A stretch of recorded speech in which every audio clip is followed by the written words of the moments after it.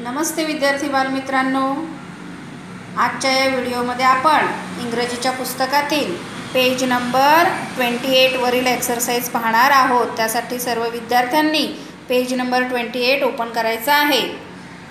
काढलं सगळ्यांनी? ओके। मग आता आजच्या आपल्या या चॅप्टरचं नाव काय आहे? Let's no new words. Let's no new words म्हणजे काय? चला जाणून घेऊया। काय जाणून घेऊया? New words. न्यू म्हणजे नवीन, वर्ड्स म्हणजे शब्द। चला नवीन शब्द जाणून घेऊया। मग आता इथे बघा, खाली तुम्हाला भरपूर चित्र दिलेली आहेत की नाही? आणि त्या चित्रांचं स्पेलिंग सुद्धा तुम्हाला पुस्तकात दिलेलं आहे। मग आता ही चित्र काय आहेत, कोणती आहेत ती आपण ओळखूया आणि त्यांचं इंग्लिशमध्ये स्पेलिंग सुद्धा पाहूया। त्यांना इंग्लिशमध्ये काय म्हणतात ते सुद्धा जाणून घेऊया। मग सुरुवात करूया।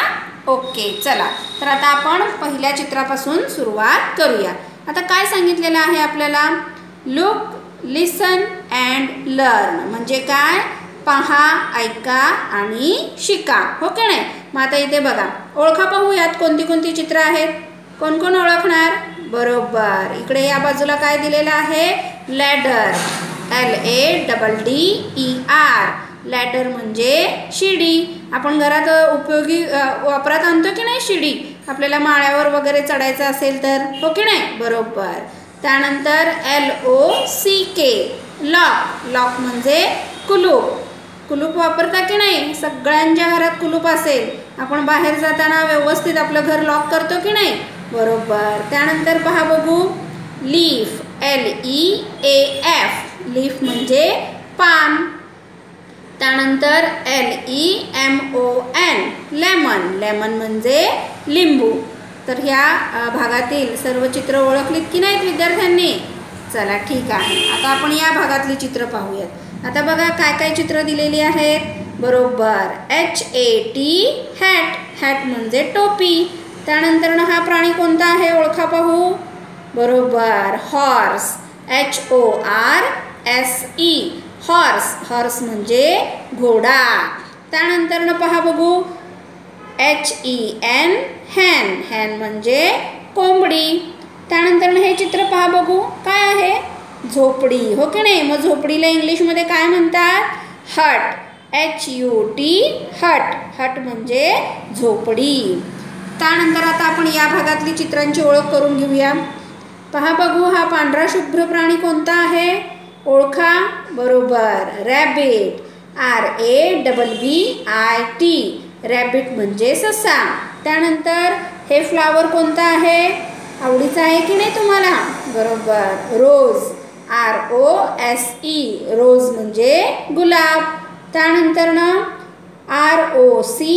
ROCKET, rocket. रॉकेट म्हणजे अग्निबाण। त्यानंतर RIBBON, रिबन। रिबन म्हणजे रिबीन। मुली केसांमध्ये रिबीन घालतात की नाही? बरोबर। त्यानंतर आता ही चित्र पहा बघू, SACK, सॅक। सॅक म्हणजे काय? पोतं। त्यानंतर कोण आहे पहा बघू।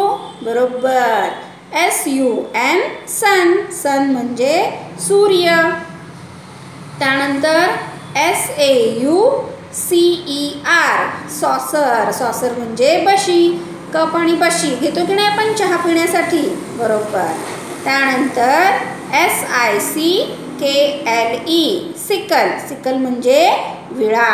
आलंय सगळ्यांच्या लक्षात?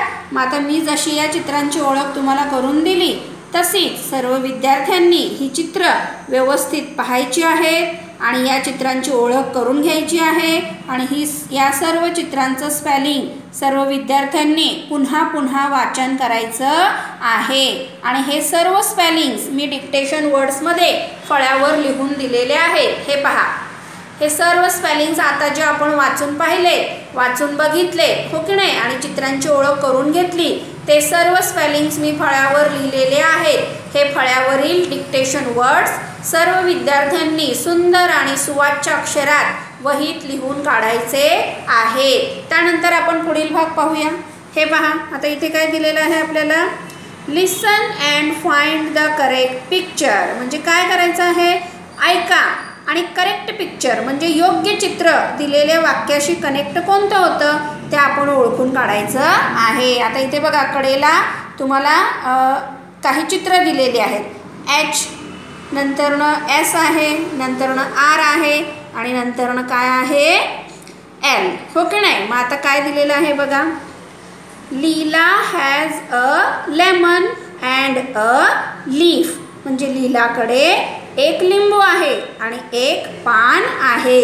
मग दोन्हींचं स्पेलिंग L पासून सुरू होतं, हो की नाही.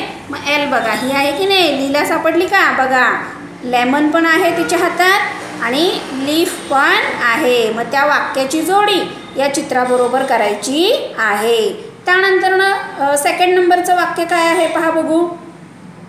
Hemant has a hen and a hat, म्हणजे हेमंतजवळ काय आहे, एक कोंबडी आणि एक हॅट. हॅट म्हणजे एक टोपी आहे. मग बघा दिसतोय का हा हेमंत बसलाय ना कोंबडी आणि टोपी घेऊन, बरोबर.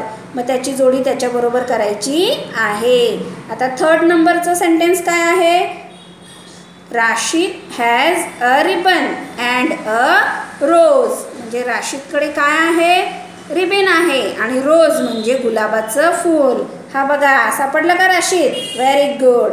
त्यानंतरनं लास्ट नंबरचं सेंटेन्स काय आहे.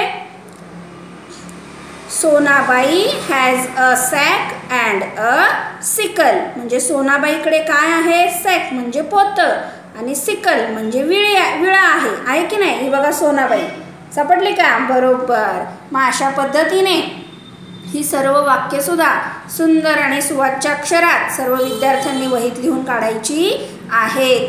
आता तुम्हाला मगाशी मी फळ्यावर दिलेले जे डिक्टेशन वर्ड्स आहेत ते आधी लिहून काढायचे आहेत सुंदर आणि सुवाच्य अक्षरात, आणि त्यानंतर पुस्तकातील या सर्व चित्रांचे स्पेलिंग सर्व विद्यार्थ्यांनी वाचायचे आहेत आणि चित्र ओळखायची आहेत. त्यानंतर हा खालील भाग जो आता आपण पाहिला तो सुद्धा सर्व विद्यार्थ्यांनी सुंदर आणि सुवाच्य अक्षरात वहीत लिहून काढायचा आहे.